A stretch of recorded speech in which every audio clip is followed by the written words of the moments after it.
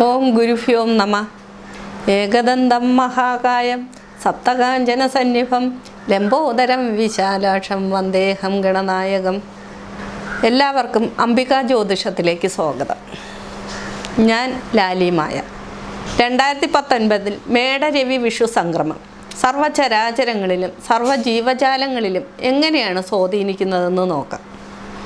2019 മേടരവി വിഷു സംക്രമം അശ്വതി മുതൽ രേവതി വരെയുള്ള നക്ഷത്രക്കാർക്ക് അവരുടെ സാമൂഹ്യപരവും സാമ്പത്തികപരവും രാഷ്ട്രീയപരവും മറ്റു മേഖലകളിൽ നിൽക്കുന്നവർക്കും ആരോഗ്യപരമായിട്ടുള്ള വിഷയങ്ങളെ സംബന്ധിച്ചും ഏത് രീതിയിലാണ് അവർക്ക് അനുയോജ്യമാകുന്നതെന്ന് നമുക്ക് നോക്കാം. ഇന്നിവിടെ പറയുന്ന നക്ഷത്രം രോഹിണി നക്ഷത്രമാണ്. ഇടവരാശിക്കാരായ രോഹിണി നക്ഷത്രക്കാർക്ക് ഈ വർഷം ഏറ്റവും അനുയോജ്യകരമാണ്. രോഹിണി നക്ഷത്രക്കാരെ സംബന്ധിച്ച് ഉദ്യോഗപരമായിട്ടും തൊഴിൽപരമായിട്ടും ബിസിനസ് പരമായിട്ടും മറ്റു മേഖലകളിൽ നിൽക്കുന്നവർക്ക് സാമ്പത്തികപരമായിട്ടുള്ള ഉന്നതിയും ഉദ്യോഗപരമായിട്ട് പ്രമോഷനുകളോ മറ്റു കാര്യങ്ങളിലോ നിൽക്കുന്നവർക്കും ബിസിനസ് പരമായിട്ട് കൂടുതൽ ധനം മുടക്കി അവർക്ക് തൊഴിൽപരമായിട്ട് ബിസിനസ് കൂടുതൽ മോടി പിടിപ്പിക്കണം, അല്ലെങ്കിൽ ബിസിനസ് പരമായിട്ട് കൂടുതൽ സാമ്പത്തികമായിട്ടുള്ള വിഷയങ്ങൾ കൈകാര്യം ചെയ്യണം എന്ന് ഉദ്ദേശിക്കുന്നവർക്കൊക്കെ സാമ്പത്തികപരമായിട്ടൊക്കെ മുതൽ മുടക്കിയാൽ ഏറ്റവും അനുയോജ്യകരമായിട്ടുള്ളൊരു സാമ്പത്തിക ഉന്നതി അവർക്ക് നേടിയെടുക്കാൻ പറ്റും.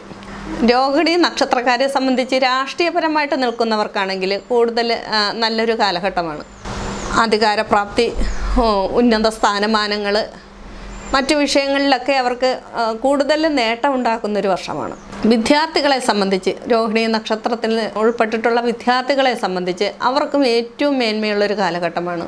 ഉന്നത ഉപരിപഠനത്തിനായാലും ഉന്നത വിദ്യാഭ്യാസത്തിനായാലും അതുപോലെ അഭ്യസിച്ച് തീർന്ന് ഉദ്യോഗത്തിന് ശ്രമിക്കുന്ന വിദ്യാർത്ഥികളെ സംബന്ധിച്ച് അവർക്ക് കൂടുതൽ നല്ല മെച്ചപ്പെട്ട തൊഴിലുകൾ, ഇൻ്റർവ്യൂവുമായിട്ട് ബന്ധപ്പെട്ട് നിൽക്കുന്ന വിദ്യാർത്ഥികളെ സംബന്ധിച്ച് അവർക്ക് കൂടുതൽ അനുയോജ്യമായ തൊഴിൽ മേഖലകൾ കണ്ടെത്തി അതിലോട്ട് അവർക്ക് ഏതെങ്കിലും ഒരു കാര്യങ്ങളിലോട്ട് മുന്നോട്ട് പോകാൻ ഏറ്റവും അനുയോജ്യകരമായിട്ടുള്ളൊരു കാലഘട്ടവുമാണ്. അതുപോലെ യുവാക്കൾക്ക് വിവാഹത്തിന് അനുയോജ്യമായിട്ടുള്ളൊരു കാലഘട്ടവുമാണ്. വിവാഹം സംബന്ധിച്ച് അവരേതെങ്കിലും ഒരു തീരുമാനങ്ങൾ എടുക്കുകയാണെങ്കിൽ അവർക്ക് നവംബർ മാസം കഴിയുമ്പോഴത്തേക്ക് ഏറ്റവും അനുയോജ്യമായിട്ടുള്ളൊരു കാലഘട്ടം.